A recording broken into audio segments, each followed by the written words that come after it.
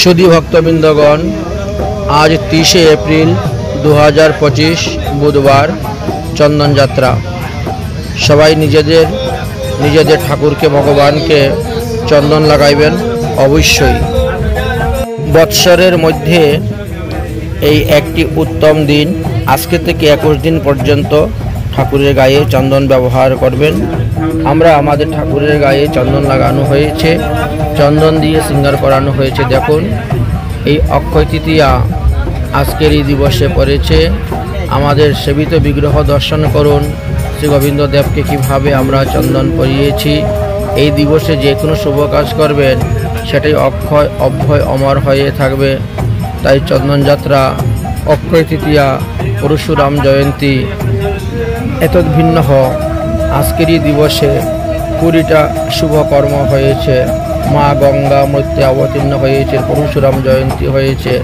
এইভাবে অনেকগুলি শুভ তিথি, শুভ মুহূর্ত, শুভ যোগ আজকের এই তিথিতে এসে উপস্থিত হয়েছেন। তাই আমরা সেই দৃশ্যটি আপনাদেরকে দর্শন করাচ্ছি। জগন্নাথপুরীতে রথ তৈরি আজ আরম্ভ হবে। বৃন্দাবনে বাঁকে বিহারীজির চরণ দর্শন করতে পারবেন এবং বদ্রীনাথে গঙ্গোত্রী যমুনেত্রী মন্দিরে তীর্থযাত্রীদের জন্য খোলা হয়েছে। পবিত্র জপ এর উৎপত্তি হয়েছে আজকের দিনেই এবং সত্যযুগের উৎপত্তিও হয়েছিল আজকের এই দিবসে। এত ভিন্ন আজকে আমরা আরও অন্যান্য শুভতীর্থ দর্শন করব। যেমন দ্বারকায় শ্রীকৃষ্ণের সঙ্গে সুদামার মিলন হয়েছে।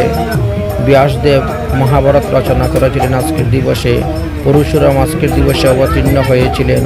কুবের ধনপণ্ডিত আজকে এই ধনের অধিপতি লাভ করেছিলেন এবং সূর্যদেবের কাছে দ্রৌপদী অক্ষয় পাত্র আজকের এই তিথিতে লাভ করিয়াছিলেন। যে পাত্র দ্রৌপদী না খাওয়া পর্যন্ত সেই পাত্রের অন্ন সমাপ্ত হইত না। এই বিষয়ে মহাভারতে বিস্তারিতভাবে বর্ণন করিয়ে দিয়েছেন। তাই এমন এক শুভ দিন আজকে উপস্থিত হইয়াছে। সেই শুভ দিনে, শুভ মুহূর্তে, শুভ সময়ে আপনারাও উত্তম পুণ্যফল লাভ করবেন। তাই চন্দন যাত্রা উপলক্ষে প্রত্যেকের ঘরে নিজের বিগ্রহকে চন্দন করাইবেন।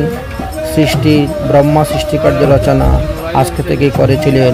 দেবী পূর্ণমাসী আজকে আবির্ভাব হয়েছিলেন এবং গঙ্গা পৃথিবীতে আজকে এসে উপস্থিত হয়েছিলেন।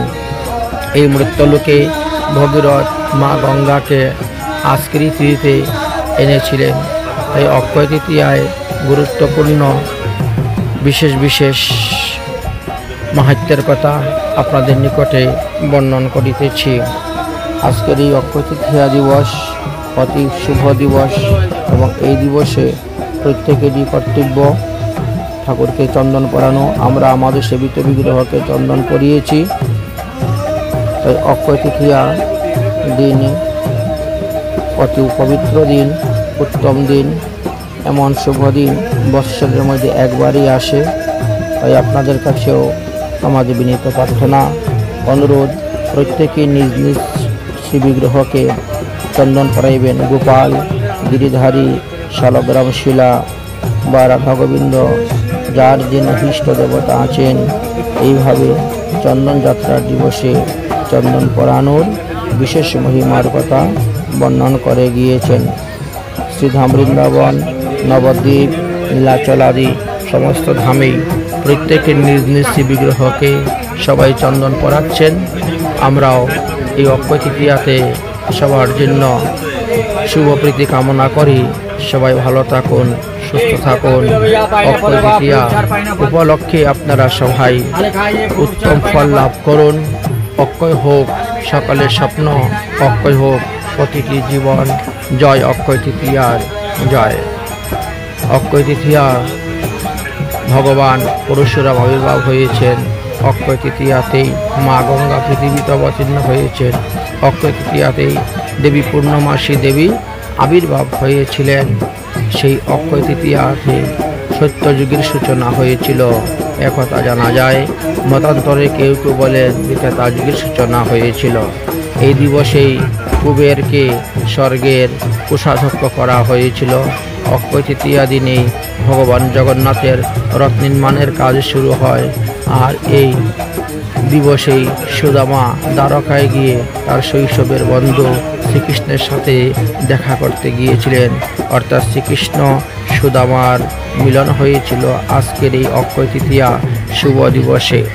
এহেন শুভ দিনে আপনারাও যদি সৎকর্ম করেন, জলদান, অন্নদান, স্বর্ণদান, বস্ত্রদান, জপদান ইত্যাদি, হরিনাম সংকীর্তন, হরিনাম জপ, গীতা পাঠ, ভাগবত পাঠ যা কিছু করবেন সমস্ত পুণ্যফল অক্ষয় অভয় অমর হয়ে থাকবে। প্রত্যেকের গুরুজন মাতা পিতাদেরকে গুরুজনদেরকে দণ্ডবত প্রণাম জানাইবেন, তাদেরকে দণ্ডবত প্রণাম করবেন, ভাগবত কথা শ্রবণ করবেন, মাতা পিতা প্রণাম করবেন, গুরু গোবিন্দকে প্রণাম করবেন।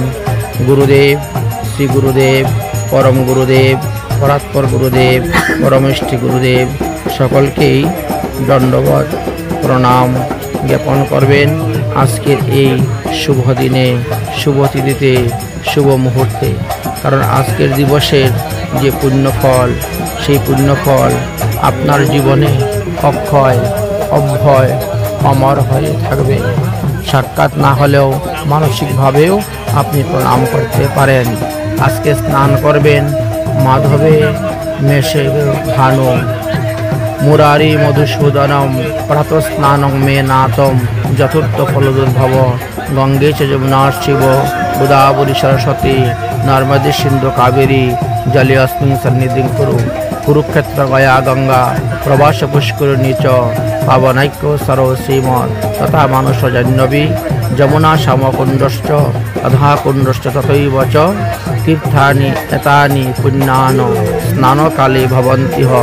এইভাবে মন্ত্র উচ্চারণ করে আজকের এই দিবসে আপনারা তীর্থে স্নান করবেন।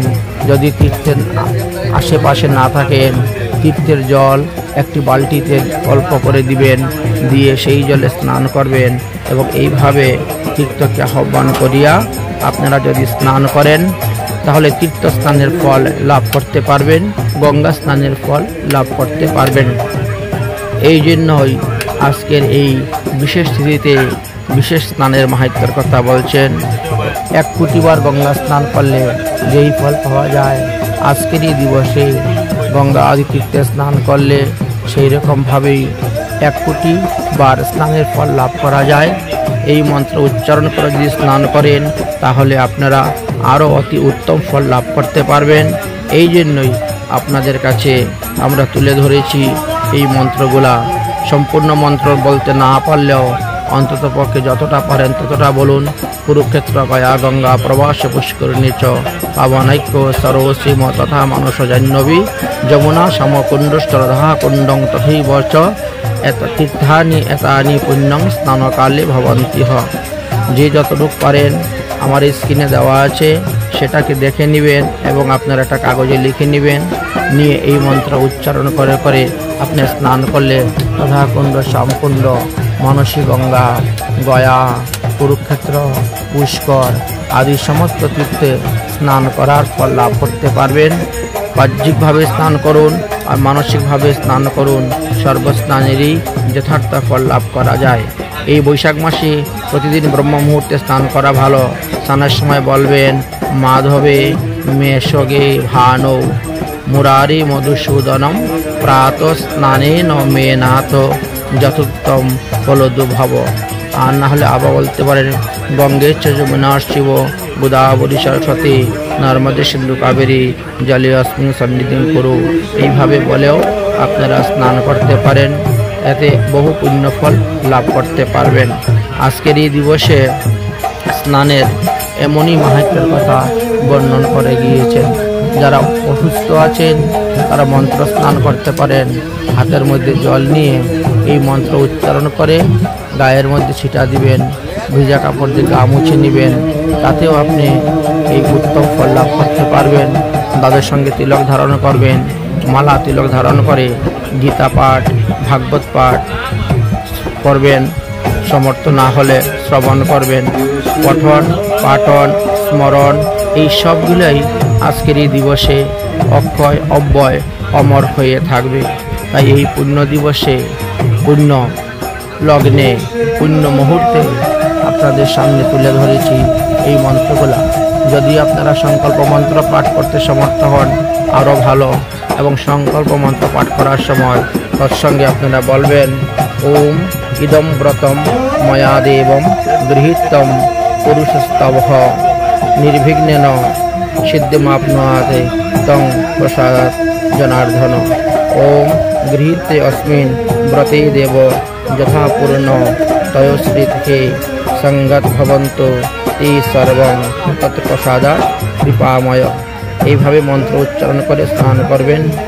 ভগবানকে যখন চন্দন দিবেন তখন বলবেন, ওম গঙ্গাধারং দুর্ভাধস্যং নিত্যং যকৃতিঃ পরিস্বীনম ঈশ্বরী সর্বভূতানাং তমি অপি হয়ে শ্রিয়ম। এইভাবে মন্ত্র উচ্চারণ করেও আপনি ভগবানকে চন্দন দিতে পারেন। যদি মন্ত্র উচ্চারণ করতে না পারেন, লেখাপড়া যারা জানেন না, তারা হরে কৃষ্ণ মহামন্ত্র উচ্চারণ করেও চন্দন দিতে পারেন, অথবা শ্রীকৃষ্ণের বীজ মন্ত্র জপ করেও ভগবানকে চন্দন পরাতে পারবেন। রাধে।